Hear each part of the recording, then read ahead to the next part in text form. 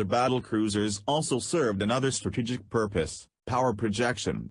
The Kirovs used an unusual combination of nuclear and steam propulsion to generate a speed of 30 knots, while at the same time providing a backup in case of technical failures. This gave the ships long legs, in addition to extraordinary firepower. The Kirovs were ideal platforms for projecting Soviet prestige, forming the core of task forces that could influence political developments around the world. In the long range, the Soviet Navy expected the Kirovs to operate in tandem with its new, never-built, class of nuclear-powered aircraft carriers. In the 1970s, the Soviet Union embarked on a project to do what no navy had done for decades: build a surface warfare vessel comparable in size to the battleships of World War I and World War II. The U.S. Navy, and every other navy in the world, had given up on ships of this size due to expense and vulnerability. Why concentrate capabilities in a single ship which could quickly fall victim to missiles and torpedoes?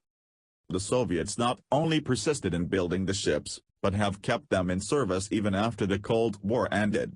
Originally intended to threaten the U.S. Navy's most precious warships, aircraft carriers and ballistic missile submarines, the surviving ships now play a different role, showing the flag and ensuring that the world keeps Russian naval power in mind.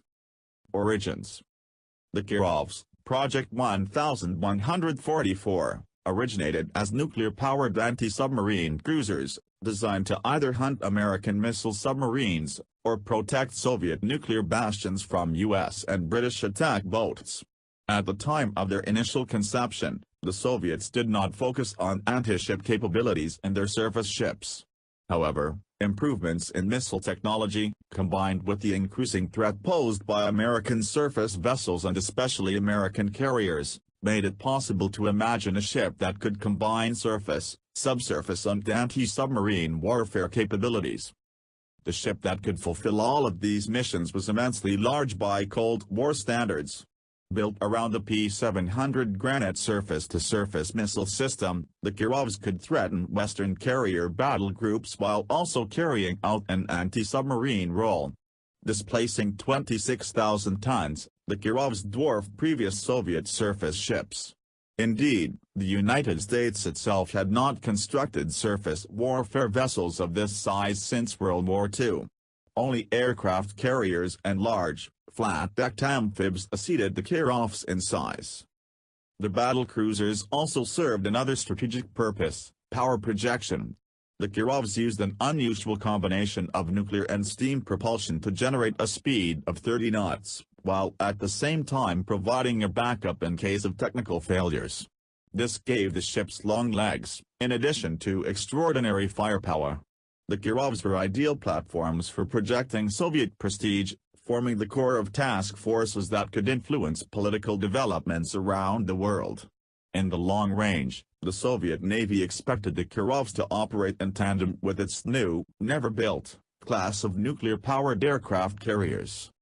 Impact. The construction of the Kirovs lent weight to arguments in the U.S. Navy in favor of recommissioning the Iowa-class battleships. Although the vessels differed dramatically in capability and configuration, they were both big. The U.S. Navy imagined several new ways of packing systems onto the gigantic Iowa hulls that would make them formidable, multi-purpose ships. Eventually, the U.S. Navy would recommission the battleship with moderate modifications, improving their land attack and surface attack capabilities. The Kirovs, and ships like them, also made clear that the Soviet surface fleet could pose a serious threat to U.S. carrier battle groups, and potential to U.S. ballistic missile submarines. This resulted in increased attention to the conventional cruise missile threat, including improved radars and point defense systems. Service and upgrades. At the end of the Cold War, funding for the Soviet Navy collapsed. The fifth Kirov was cancelled, the first suffered damage and was never repaired, and construction of the fourth, Petroveliki, was delayed. In a move characteristic of the turbulent politics of 20th-century Russia, all four existing and incomplete Kirovs acquired new names. Currently only Petroveliki, the last of the four ships, remains in active service. But unlike some of the white elephants of the Soviet period, The Russians have found a good use for her. The Russian Navy has used Putrovelika heavily, showing the flag around the world to demonstrate the continued relevance of Russian sea power. She even conducted anti-piracy operations for a time off Somalia, perhaps one of the greatest mismatches between mission and capability in recent memory. Over the years, rumors have persisted regarding the return of the three other Kirovs to service. The Russian Federation finally decided, in 2015, to begin a thoroughgoing refit of Admiral Nakhimov, third ship in the class, and the only besides Putrovelika to receive significant post-Cold War maintenance. The refit will amount very nearly to a full reconstruction on lines similar to the rebuilds of battleships during the interwar period. Nakhimov will receive major upgrades in radars and electronics, as well as the addition of a vertical launch system to replace her existing array of SSMs.